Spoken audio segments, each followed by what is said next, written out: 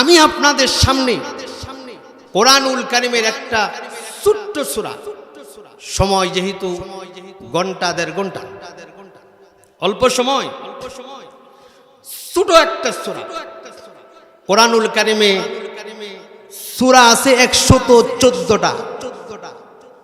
বুঝে থাকলে বলুন, কোরআনুল কারীমে সূরা আছে কয়টা? এই আওয়াজটা খুব আস্তে দিলেন।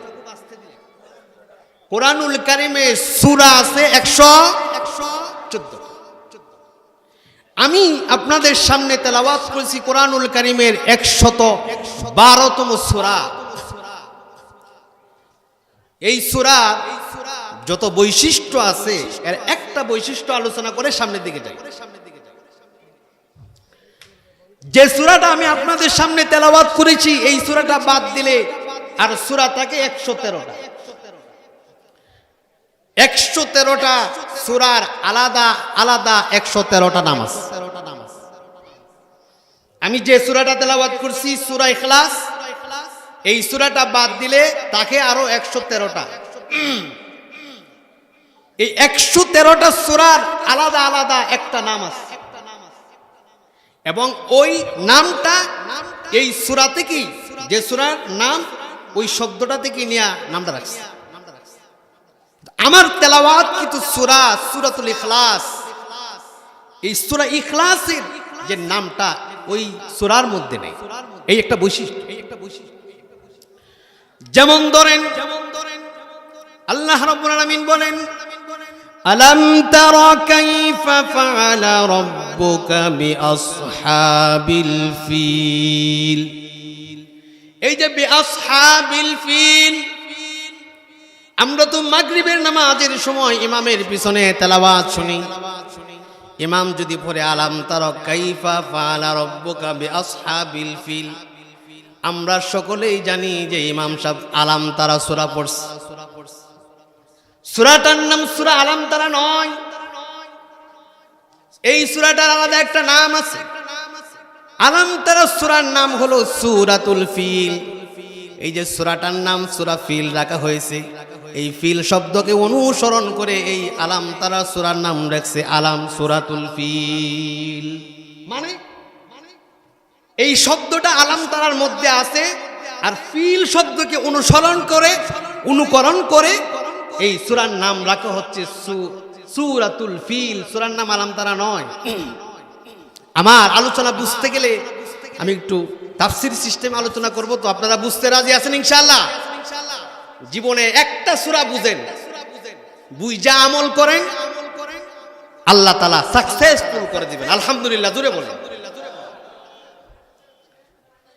আল্লাহ রাব্বুল আলামিন অন্য সূরায় বলেন, আরাআইতাল্লাযী ইউকাযযিবু বিদ্দীন ফাযালিকাল্লাযী ইয়াদুউল ইয়াতীম। এই সূরার শেষে বলেছেন, শেষের আয়াতটা হলো ওয়ায়ামনাউনাল মাউন। ইমাম সাহেব যদি মাগরিবের নামাজে আরাআইতাল্লাযী পড়ে, আমরা একজন আরেকজন আলাপ করি, আজকে ইমাম সাহেব মাগরিবের নামাজের মধ্যে আরাআইতাল্লাযী সূরা পড়ছে। ভাইরা আমার, সূরার নাম সূরা আরাআইতাল্লাযী নয়, সূরাটার নাম হচ্ছে সূরাতুল মাউন। এই যে সূরার নাম সূরা মাউন রাখা হলো, শেষ আয়াতের শেষ শব্দ থেকে শব্দটার দিকে উল্লেখ করে এই শব্দ থেকে নিয়ে সূরার নাম সূরাতুল মাউন রাখা হয়েছে। এরকম ভাবে কোরআনুল কারীমের সবচেয়ে বড় সূরা যদি ইমাম সাহেব আজকে শাহ নামাজের প্রথম রাকাতে পড়েন আলিফ লাম মিম যালিকাল কিতাবু লা রাইবা ফিহি, তাহলে আমরা বুঝবো ইমাম সাহেব আজকে প্রথম রাকাতে আলিফ লাম সূরা পড়ছে। এটাই তো বাস্তব নাকি? সূরার নাম সূরা আলিফ লাম মিম নয়, এই সূরাটার আলাদা একটা নাম আছে। আল্লাহ রাব্বুল আলামিন বলেন, ক্বালা ইন্নাহা ইয়াকুলু ইন্নাহা বাকারাতুল লা ফারিদু ওয়ালা বিক আওয়ানুম বাইনা যালিকা ফাফআলু মা তু'মারুন। এই যে ক্বালা ইন্নাহা ইয়াকুলু ইন্নাহা বাকারাতুন, এই যে বাকারা শব্দ কুরআনুল কারীমের সবচেয়ে লম্বা সূরা, বড় সূরা, প্রায় আড়াই পারা 286 আয়াত। সুবহানাল্লাহ, জোরে বলেন। এই সূরাটার নাম রাখা হয়েছে বাকারা শব্দ থেকে চয়ন করে, বাকারাকে উদ্দেশ্য করে সূরার নাম সূরা বাকারা। আলিফ লাম মিম নয়। আমার বোঝানোর উদ্দেশ্য হলো আপনাদের এই কথাটা, কুরআনুল কারীমের প্রত্যেকটা সূরার একটা একটা নাম আছে, আর ওই নামগুলা ওই সূরার যে কোনো আয়াতের একটা শব্দ থেকে নেওয়া হয়েছে। ওই সূরার নামগুলা একটা শব্দ থেকে নিয়ে প্রত্যেকটা সূরার নামকরণ করা হয়েছে। আমি যে আপনাদের সামনে তেলাওয়াত করলাম সূরাতুল ইখলাস, তার বৈশিষ্ট্য হলো, তার নাম হলো সূরা ইখলাস। ইখলাস শব্দটা কুল হুয়াল্লাহ সূরার মধ্যে সারাদিন খোঁজাখুঁজি করলেও পাবেন না। এই সূরার নামটা সূরার মধ্যে নাই, আল্লাহ তাআলা অন্য জায়গা থেকে নাম রেখেছেন। সুবহানাল্লাহ, জুড়ে বলে। ইখলাস এর অর্থ হলো নির্ভেজাল। ইখলাস এর আবিধানিক অর্থ হলো নির্ভেজাল, যার মধ্যে কোনো ভেজাল নাই। ইখলাস আপনার আমার জন্য কত জরুরি, কত জরুরি একটু শুনুন। কোন মানুষের, কোন মুমিনের, কোন মুসলমানের ইখলাস এত জরুরি, একটা মানুষের মাথা যত জরুরি, মানুষের মুসলমানের আমলের জন্য ইখলাস তত জরুরি। বুঝলি? মাথাবিহীন মানুষ, যার কোনো দাম নাই, পাও আছে, হাত আছে, কলব আছে, সব আছে, মাথা নাই। আপনারা বুঝে থাকলে বলুন, এই কে মানুষের দাম আছে, মাথা নাই। একজন মুসলমানের আমলের মধ্যে যদি ইখলাস না থাকে, একজন মুমিনের আমলের মধ্যে যদি ইখলাস না থাকে, সেই মুমিনের আমলের কোনো দাম নাই। মাথাবিহীন মানুষ, ইখলাসবিহীন আমল। ইখলাস আপনার আমার জন্য কত জরুরি দেখেন। যে আমলের মধ্যে ইখলাস থাকবে, ওই আমলটা যদি অল্প হয়, আল্লাহর নবী বলেন আখলিস দীনাকা ইয়াকফিকাল আমালুল কলিল। আমল অল্প করো, ওই ইখলাসওয়ালা আমল অল্প যদি হয়, নাজাতের জন্য যথেষ্ট হয়ে যাবে। অল্প আমল। ইমাম বুখারী রাহিমাহুল্লাহ কুরআনুল কারীমের পরে সবচাইতে যে কিতাবটাকে গুরুত্ব দেওয়া হয়, যিনি এই কিতাবটা লিখেছেন তিনি কত বড় ইমাম ছিলেন। ওনার সংরক্ষণে প্রায় 6 লক্ষাধিক হাদিস ইমাম বুখারীর আন্ডারে ছিল। সুবহানাল্লাহ, কি বাড়ি গিয়ে বলবেন? 6 লক্ষ হাদিসের ইমাম, এটা নিয়ে মতনৈক্য আছে, কিন্তু এই কথা নিয়ে মতনৈক্য নাই। যিনি ইমাম বুখারী লক্ষ হাদিসের ইমাম ছিলেন, এই কথা নিয়ে কারো মতবিরোধ নেই, মতনৈক্য নেই। ইমাম বুখারী রাহিমাহুল্লাহ লক্ষ লক্ষ হাদিসের ইমাম, তিনি যতগুলা কিতাব লিখেছেন, এর একটা কিতাবের নাম হলো বুখারী শরীফ। ইমাম বুখারী রাহিমাহুল্লাহ এই বুখারী শরীফ এমন জায়গায় বসে লিখেছেন, যে জায়গায় বিশ্ব নবী মুহাম্মদুর রাসূলুল্লাহ নিজে স্বয়ং শুয়ে আছেন, নবীদের রওজার পাশে পাশে বয়া এই বুখারী শরীফ লিখছে। কত বছর লাগাইছেন একটা কিতাব লিখতে। কুরআনুল কারীমের পরেই যে কিতাবকে মূল্যায়ন করা হয়, কুরআনুল কারীমের পরেই যে কিতাবকে সবচাইতে মর্যাদাবান বলা হয়, সেই কিতাবটা হলো বুখারী শরীফ। ইমাম বুখারী এই কিতাবটা লিখেছেন রাসূলের রওজার পাশে বৈশা, 16 বছর সময় দেয়া তারপরে কিতাব লিখেছেন। সুবহানাল্লাহ, জুড়ে বলে। আমি ইখলাস সম্পর্কে আপনাদেরকে একটু ধারণা দিতে চাই। আল্লাহ রাব্বুল আলামিন সূরাতুল কুল হুয়াল্লাহর যে কয়টা নাম রেখেছেন, এর 1 নাম্বার নাম হলো সূরাতুল ইখলাস। ইখলাস আপনার আমার জন্য কত জরুরি। ইমাম বুখারী যখন তিনি বুখারী লেখা শুরু করছেন, এক একটা হাদিস তিনি লিখেছেন। হাদিসটা কিতাবের মধ্যে লিপিবদ্ধ করার আগে ইমাম বুখারী তিনি রোজা রাখছেন সারাদিন। রোজা রাখার পরে রাত্র তাহাজ্জুদ পড়েছেন। তাহাজ্জুদ পড়ার পরে মুরাকাবায় বসছেন। এরপরে আল্লাহর রাসূলের সাথে সরাসরি কথা বলছেন। সুবহানাল্লাহকে বাড়ি গিয়ে বলবেন। সারাদিন রোজা রাখলেন, রাত্রে তাহাজ্জুদ পড়লেন। এরপরে ইমাম বুখারী মুরাকাবায় বসে গেছেন।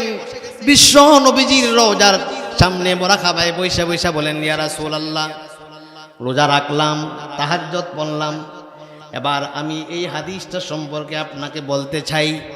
আপনি যদি বলেন এই হাদিসটা বুখারী শরীফে লিপিবদ্ধ করব, যদি না বলেন তাহলে হাদিসটা লিখবো না, বাদ দেয়া দিব। সুবহানাল্লাহ জোরে বলুন। এইভাবে করে ইমাম বুখারী 16টা বছর মেহনত করে তিনি এই কিতাবটা লিখেছেন। এক একটা হাদিস লিখতে গিয়া আল্লাহর নবীর সাথে সাক্ষাৎ করেছেন। অনেক মুহাদ্দিস একরাম বলেন ইমাম বুখারী এই বুখারী শরীফের মধ্যে 6000-এর উপর হাদিস এনেছেন। 6000 বার আল্লাহর নবীর সাথে সাক্ষাৎ করেছেন। সরাসরি ইমাম বুখারী কথা বলেছে। লক্ষাধিক হাদিসের ইমাম, লক্ষ লক্ষ হাদিস থেকে বাছাই করে একটা কিতাব লিখেছেন। 6000-এর উপরে, 6500 হাদিস, কম বেশি আছে। কিন্তু তিনি এই লক্ষ লক্ষ হাদিস থেকে বাছাই করে 6000 হাদিসের কিতাব লিখেছেন। সর্বপ্রথম যে হাদিসটা এনেছেন সেই হাদিসটাও তিনি নিয়তের উপর লিখেছেন। তিনি হাদিস এনেছেন ইন্নামাল আমালু বিন্নিয়াত। জোরে বলেন আল্লাহু আকবার। কথাটা বুঝতে পারলেন? লক্ষাধিক হাদিসের ইমাম 6000 হাদিসের কিতাব লিখছে। এর সর্বপ্রথম হাদিস এনেছেন নিয়তের উপর, ইখলাসের উপর। অর্থাৎ ইমাম বুখারী কিতাবটা লেখার আগে কিয়ামত পর্যন্ত যত মানুষ এই কিতাব পড়বে সকল মানুষদেরকে ডাক দিয়ে বলতেছে, পৃথিবীর মানুষেরা শোনো, তোমরা যারা আমার এই বুখারী শরীফ পড়বা, যতবার তেলাওয়াত করবা তোমাদেরকে একটা কথা বইলা দেই, এই হাদিসগুলা তেলাওয়াত করার আগে তোমাদের নিয়তটা, ইখলাসটা ঠিক কইরা নিবা। নিয়ত যদি ঠিক না থাকে কিয়ামত পর্যন্ত আমার এই বুখারী শরীফ তেলাওয়াত করলে লাভ নাই। নিয়ত যদি ঠিক কইরা পড়ো, প্রতিটা হরফে, প্রতিটা হাদিসে সওয়াব লেখা হবে। সুবহানাল্লাহ জোরে বলেন। শুরুতে বলেছিলাম ইখলাসবিহীন আমল, মাতাবিহীন মানুষ। একটু চিন্তা করুন, মিশকাত শরীফের মধ্যে হাদিস এনেছেন, মুসলিম শরীফের মধ্যেও হাদিস এনেছেন। আল্লাহ রাব্বুল আলামিন কিয়ামতের ময়দানে সর্বপ্রথম যে ব্যক্তির বিচার করবে তিনি হবেন একজন শহীদ। قال رسول الله صلى الله عليه وسلم إن أول الناس يقضى عليه يوم القيامة। আপনার আমার জন্য ইখলাস কত জরুরি, আপনার আর আমার আমলের সাথে ইখলাস কত জরুরি একটু এই হাদিসটা শুনলে আন্দাজ করতে পারবেন। আল্লাহর নবী বলেন ইন্না আওয়ালান নাস ইকদা আলাইহি ইয়াউমাল কিয়ামাহ রাজুলুন উস্তুশহিদা। আল্লাহর নবী বলেন কিয়ামতের ময়দানে সর্বপ্রথম যার বিচার করা হবে তিনি হবেন একজন শহীদ। শহীদকে আল্লাহর সামনে আনা হবে, উপস্থিত করা হবে। শহীদকে আনার পর ফাউতিয়া বিহি ফাআররাফাহু নি'মাত। এই শহীদের সামনে আল্লাহর পক্ষ থেকে দুনিয়া প্রদত্ত যত নিয়ামত দেওয়া হয়েছিল প্রত্যেকটা নিয়ামত আল্লাহ শহীদের সামনে পেশ করে দিবেন। ফাউতিয়া বিহি ফাআররাফাহু নি'মাহ। আল্লাহ বলেন, রাসূল বলেন, শহীদকে আল্লাহর সামনে আনার পরে দুনিয়া প্রদত্ত আল্লাহর পক্ষ থেকে যত নিয়ামত দেওয়া হয়েছিল শহীদকে, প্রত্যেকটা নিয়ামত শহীদের সামনে পেশ করা হবে। সমস্ত নিয়ামত পেশ করার পরে শহীদ যখন দেখতে পাবে দুনিয়া প্রদত্ত আল্লাহর পক্ষ থেকে নিয়ামত, শহীদ দেখার সাথে সাথে প্রত্যেকটা নিয়ামত সে চিনে ফেলবে। ফাআরাফাহা, চিনতে পারবে। আল্লাহু আকবার, জোরে। শহীদ চিনতে পারবে যে হ্যাঁ, দুনিয়া থাকতে আল্লাহর পক্ষ থেকে আল্লাহর প্রদত্ত এই প্রত্যেকটা নিয়ামত আমি ভক্ষণ করছি। সিনালাই চিনার সাথে সাথে আল্লাহ প্রশ্ন শুনে দেবেন, শহীদকে বলবেন ফামা আমিলতা ফিহা, ও শহীদ আমি যে তোমাকে নিয়ামত গুলা দিছিলাম, ফামা আমিলতা ফিহা, এই নিয়ামতের মোকাবেলায় আজকে হাসরের মাঠে আমার সামনে আমার জন্য কি নিয়ে আসছো একটু বলো। শহীদ ডাকতে বলবেন কতালতু ফিকা রব্বুল আলামিন, আমি আপনার জন্য আজকে নিয়ে এসেছি দুনিয়া ইসলামের পক্ষ নিয়ে কাফেরদের বিরুদ্ধে গিয়ে ইসলামের বিধান জারি করার জন্য জিহাদ করতে করতে শহীদ করতে করতে আমার জীবন পর্যন্ত দিয়া দিছি। সুবহানাল্লাহ জুড়ে বলেন। শহীদ এই কথা বলার পরে শহীদ বলবে কাতালতু ফিকা, আল্লাহ তাআলা নিয়ামতের মোকাবেলায় ইসলাম প্রতিষ্ঠায় কাফেরদের বিরুদ্ধে ইসলামের পক্ষ নেয়া যুদ্ধ করতে করতে আমার জীবনটা দিয়ে দিছি। কথা ভালো না খারাপ? জোরে বলেন। আল্লাহ বলবেন কাযাবতা, মিথ্যা বলছো। হাদিস বলার সময় নাই, বাংলাটা শুনে নেন। আল্লাহ পাক ডাক দিয়ে বলবেন শহীদ এটা মিথ্যা কথা বলছো, বরঞ্চ তুমি দুনিয়া যুদ্ধ করছো ইসলামের পক্ষ নিয়ে, এই জন্য দুনিয়ার মানুষ তোমাকে বীর বলবে, যোদ্ধা বলবে, অনেক শক্তিশালী বলবে, তুমি যুদ্ধ করতে পারো, প্রশংসা করবে। প্রশংসা শোনার জন্য তুমি যুদ্ধ করছো, আমাকে সন্তুষ্ট করার জন্য করো নাই। সুতরাং আজকে আমার কাছে পাওয়ার কিছু নাই, দুনিয়ায় যা পাওয়ার দুনিয়ায় পায়ে গেছো, এবার তুমি জাহান্নামে যাও। আল্লাহ রাব্বুল আলামিন আদেশ জারি করে দিবেন, সুম্মা উমিরা বিহি ফাহুসিবা আলা ওয়াজহিহি হাত্তা উলকিয়া ফিন্নার। আল্লাহ রাব্বুল আলামিন আদেশ জারি করে দিবেন, এই শহীদকে ধরো, তার মাথাটা নিচের দিকে দিয়া দাও, পা গোলা উপরের দিকে দিয়া দাও।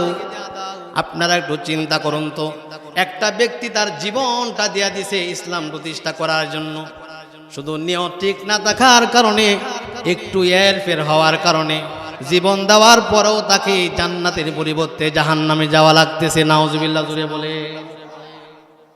আল্লাহ যখন বলবেন শহীদকে ধরো আর শহীদের মাথাটা নিচের দিকে দেয়া দাও, পা গুলা উপরের দিকে দেয়া দাও। হাদিসের ভাষায় হয়, যদি পা গুলা উপরের দিকে দেওয়া হয়, মাথা নিচের দিকে দেওয়া হয়, আর যদি তাকে টানা হয়, আল্লাহ বলবেন টানতে টানতে তাকে জাহান্নামে নিয়ে যাওয়া হয়।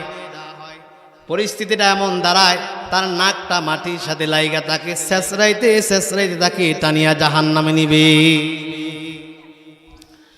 2 নম্বরে যে ব্যক্তিকে আল্লাহ রাব্বুল আলামিন ডাকবেন বিচারের জন্য, ওয়ারাজুলুন তাআল্লামাল ইলমা ওয়া আল্লামাহ ওয়া ক্বরাআল কুরআন। একজন আলেমকে আল্লাহ পাক ডাকবেন, ডাকার পরে আলেমের সামনে শহীদের মতো দুনিয়া প্রদত্ত প্রত্যেকটা নিয়ামত পেশ করে দিবেন। আল্লাহ রাব্বুল আলামিন বলবেন, ও আলেম, দুনিয়া প্রদত্ত যে নিয়ামতগুলো দিলাম, এই নিয়ামতের মোকাবেলায় আজকে আমার জন্য কে নিয়ে আসছো? আলেম ডাকতে বলবে, রব্বুল আলামিন, আমি নিজে আলেম হইছি, অন্যকে আলেম বানাইছি, এমনকি ওয়াকরাআতুল কুরআন ফিকা, আপনার সন্তুষ্টির জন্য আমি দুনিয়ায় কোরআন তেলাওয়াত করছি। সুবহানাল্লাহ জুড়ে বলেন। কথা ভালো না খারাপ? আলেম যখন এই কথা বলবে, রব্বুল আলামিন ডাকতে বলবেন, আলেম এটা তোমার মুখের কথা, অন্তরের কথা নয়। আল্লাহ পাক ডাকতে বলবেন, মিথ্যা কথা বলছো, দুনিয়ায় তুমি আলেম হইছিলা, এই জন্য মানুষ তোমাকে আলেম বলবে, মানুষ তোমাকে বড় বক্তা বলবে, সুন্দর কোরআন তেলাওয়াত করতে পারো, মানুষ তোমাকে কোরআন তেলাওয়াতকারী বলবে। এটা দুনিয়াতে বলা হয়ে গেছে, আজকে আখিরাতে আমার কাছে কোনো পাওনা নাই, পাওনা দেওয়া হয়ে গেছে। আল্লাহ রাব্বুল আলামিন আদেশ করবেন যে তার মাথাটা নিচের দিকে দাও, পা উপরের দিকে দাও, টানতে টানতে জাহান্নামে নিয়ে যাও। 3 নম্বরে একজন ধনাঢ্য ব্যক্তিকে ডাকবেন, একই অবস্থায় আল্লাহ জিজ্ঞাসা করবেন, ধনাঢ্য ব্যক্তি তুমি কি নিয়ে আস? ব্যক্তি ডাকতে বলবে, রব্বুল আলামিন, দুনিয়ায় এমন কোনো ভালো কাজ নাই যেখানে আমার কোনো অবদান নাই, মসজিদ বলেন, মাদ্রাসা বলেন, রাস্তা বলেন, ঘাট বলেন, অসহায় মানুষের পাশে এমন কোনো জায়গা নাই যেখানে আমার কোনো অবদান নাই। আল্লাহ বলবেন তুমি এটা আমার সন্তুষ্টির জন্য করো নাই, মানুষের সন্তুষ্টির জন্য করেছো।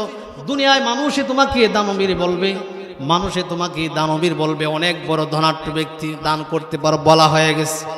আল্লাহ রাব্বুল আলামিন এই তিন ব্যক্তির ব্যাপারে একই ফয়সালা দিবেন।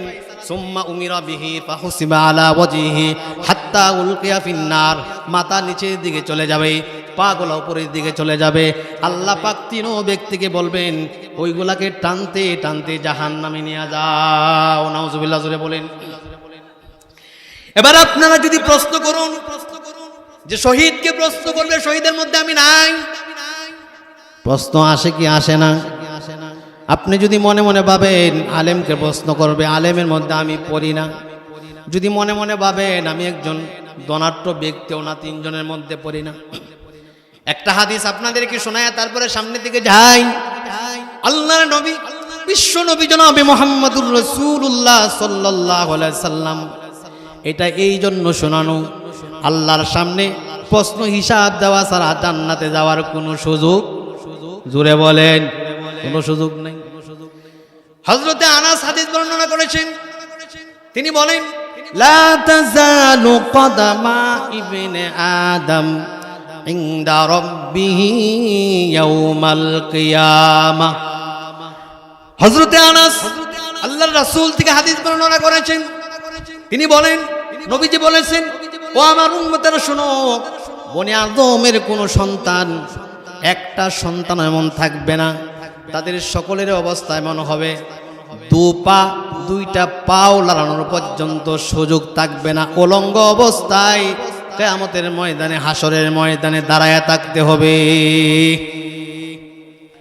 নবীজি বলেন আদম সন্তানের এমন কেউ নাই, পাঁচটা প্রশ্নের জবাব না দেওয়া পর্যন্ত কোথাও যেতে পারবে না। যাওয়া তো দূরের কথা, নিজের পা পর্যন্ত লড়াতে পারবে না। আপনারা এখান থেকে সূর্যটা কত দূর বলতে পারবেন? 9 লক্ষ মাইল দূরে থাকবে না, সূর্য একবারে কাছে চলে আসবে। এই সূর্য কাছে চলে আসা হাসরের মাঠে মানুষগুলা হাহাকার করবে, বাবা তার মাকে চিনবে না, মা বাবাকে চিনবে না। এই অবস্থায় পাঁচটা প্রশ্নের জবাব আল্লাহর কাছে আমাদের প্রত্যেককেই দিতে হবে, জানার দরকার আছে না নাই? এক নম্বর প্রশ্ন হলো আন উমরিহি ফিমা আফনা। আল্লাহ রাব্বুল আলামিন প্রশ্ন করবেন বান্দা, আমি তোরে 60-70 বছরের একটা জিন্দেগি দিছিলাম, হায়াত দিছিলাম, এই জীবনের শুরু থেকে নিয়ে শেষ পর্যন্ত এই হায়াত কোন কাজে ব্যয় করছো? এর জবাব আজকে আমার কাছে দেয়া যাও, তারপরে পা লড়াইবা। ওয়ান শাবাবিহি ফিমা আবলা। শুধু যৌবনকাল সম্পর্কে আল্লাহ রাব্বুল আলামিন বান্দাকে প্রশ্ন করবেন, বান্দারে তোর যৌবনকালটা কোন কাজে ব্যয় করছস? যৌবনকালের হিসাব দিয়া যা। ওমালিহি ফি ওমালিহি মিন আইনা ইকতাসাবা। সম্পদ কোন কাজে কেমনে আয় করছো, কেমনে কামাই করছো, হিসাব দেয়া যাও। সম্পদ কোন কাজে ব্যয় করছো এটারও হিসাব দেয়া যাও। পাঁচটা প্রশ্নের জবাব না দেওয়া পর্যন্ত পা লাড়ানোর সুযোগ নাই। জোরে বলেন আল্লাহু আকবার। এই হলো ইখলাস। আল্লাহ রাব্বুল আলামিন এই সূরার নাম রেখেছেন সূরাতুল ইখলাস, যার কোনো ভেজাল নাই। ইখলাস মানে হলো নির্ভেজাল। আল্লাহ তাআলা আমাদের সকলকে ইখলাসের সাথে যতটুকুই আমল করি ইখলাস সহ আমল করার তৌফিক দান করুন। জোরে বলেন আমিন। সূরাতুল ইখলাসের নাম বললাম, এবার আসুন এই ছোট্ট সূরাটার ফজিলত সম্পর্কে একটু জেনে নেই। জানার দরকার আছে না নাই? জোরে বলেন সূরাতুল ইখলাস। আপনারা যদি বলেন হুজুর আপনি ঢাকা থেকে আইছেন, কুল হু আল্লাহ তাফসীর শোনাইতে আইছে,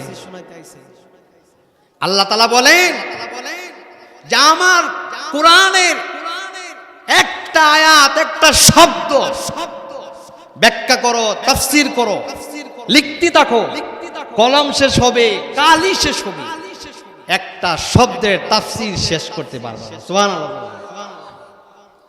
এবার শুনুন সূরাতুল ইখলাস সম্পর্কে একটা ফজিলত।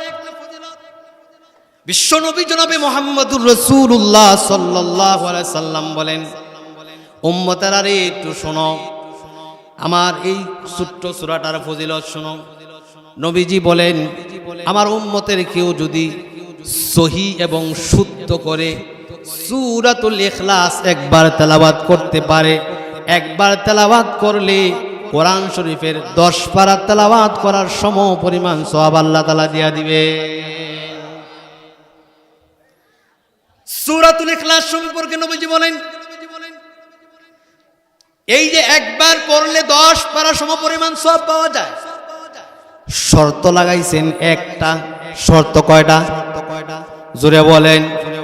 একটা মাত্র শর্ত লাগাইছেন। শর্তটা হলো এই, শুদ্ধ করে তেলাওয়াত করতে হবে, অশুদ্ধ তেলাওয়াত করলে হবে না।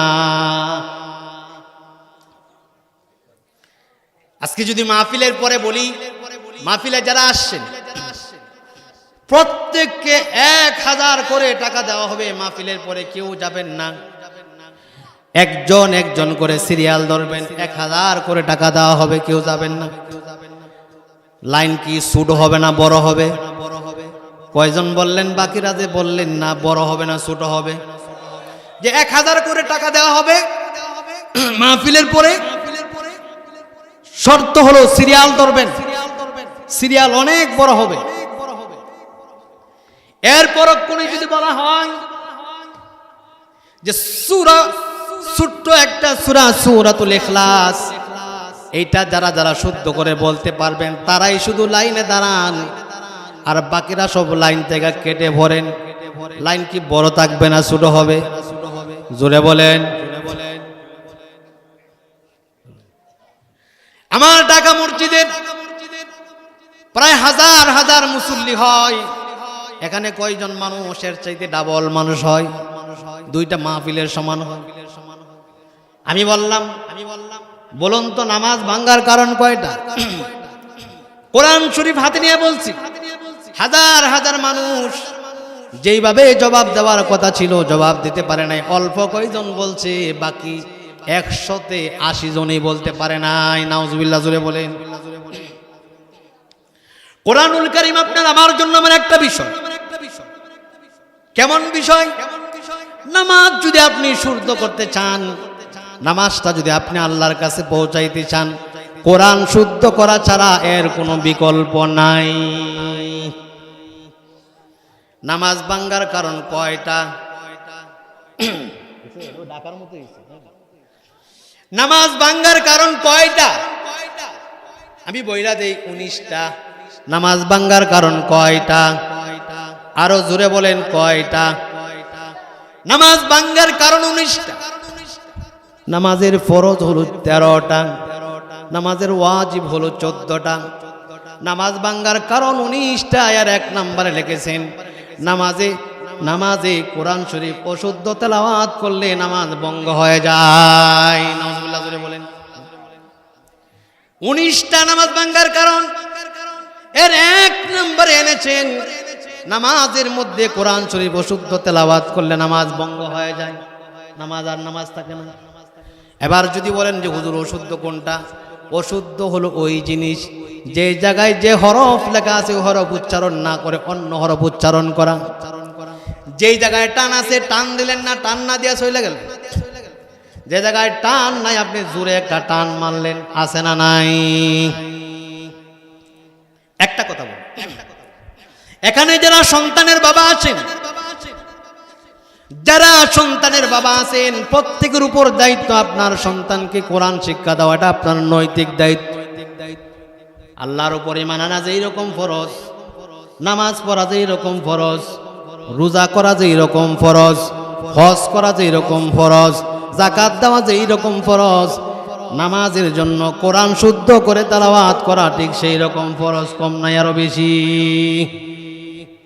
বাপ মাদেরকে আপনি বলতেছি একটু শুনুন, মা বাবা যারা আছেন অন্তত সন্তানটা নামাজ পড়তে পারে, ইসলামের উপর চলতে পারে, এতটুক শিক্ষা দেওয়া। নামাজ যেই রকম ফরজ, আপনি বাবা হিসাবে সন্তানকে দ্বীন শিক্ষা দেওয়া এরকম ফরজ। আগে সকালবেলা যদি বাড়ি থেকে বের হইতাম মক্তবে যাওয়ার জন্য, তখন পাড়ায় মহল্লায় শুনতাম কোরআনের আওয়াজ, মক্তবে বাচ্চাদেরকে শিক্ষা দিচ্ছি, অনেকগুলা মসজিদ থেকে কোরআনের আওয়াজ, শিক্ষার আওয়াজ আসতো কি আসতো না? চুপ থাকবেন না, জোরে বলবেন আসতো কি আসতো না? কিন্তু এখন এটা একবারে বন্ধ হয়ে গেছে। আপনি বাবা হিসেবে যদি সন্তানকে কোরআন শিক্ষা না দিতে পারেন, একটু শুনে যান, সন্তান আপনার ব্যাপারে বলবে যে বাবারা যারা আমাকে দিন শিক্ষা দেয় নাই, সন্তান ডাক দে বলবে। আল্লাহ রাব্বুল আলামিন এক আয়াতে বলেন, রব্বানা আতিহিম দিফাইনি মিনাল আযাবি ওয়াল আনহুম লা'নান কাবীরা। সন্তানদেরকে আল্লাহ রাব্বুল আলামিন জাহান্নামে যাওয়ার জন্য অর্ডার করে দিবেন। সন্তানরা জাহান্নামে যাবে না, বলবে, আল্লাহ বলবেন তোদেরকে বলছি জাহান্নামে যেতে যাস না কেন? আল্লাহ তাআলা ডাক দে বলবেন, সন্তানকে যখন ডাক দে বলবেন জাহান্নামে যাও না কেন? সন্তান বলবো যাব না এই জন্য। দুনিয়ায় যাদের জন্য জাহান্নামী হইছি, যাদের অবহেলার কারণে আমরা আজকে জাহান্নামী হইছি, তাদেরকে সহ আমরা জাহান্নামে যাব। তাদেরকে জাহান্নামের দরজায় শোয়া দেন, তাদের বুকের মধ্যে পাড়ায়া পাড়ায়া তারপরে জাহান্নামে যাব। নাউজুবিল্লাহ জুড়ে বলেন। আমাদের নেত্রকোনার মুরব্বী হুজুর চলে এসেছেন, আমি ওনার ছাত্রর সমতুল্য। আল্লাহ তাআলা যেন হুজুরের হায়াতে বারাকা দান করেন, জোরে আমিন বলেন। হায়াতে যেন পরিপূর্ণ বরকত দান করেন। হুজুরের যত নেক মাকাসাত আছে আল্লাহ যেন পরিপূর্ণভাবে কবুল করেন, আমিন। আসতে বলবেন না, জোরে বলবেন। যে কথাগুলো বললাম আল্লাহ তাআলা আমাদের সকলকে বুঝবার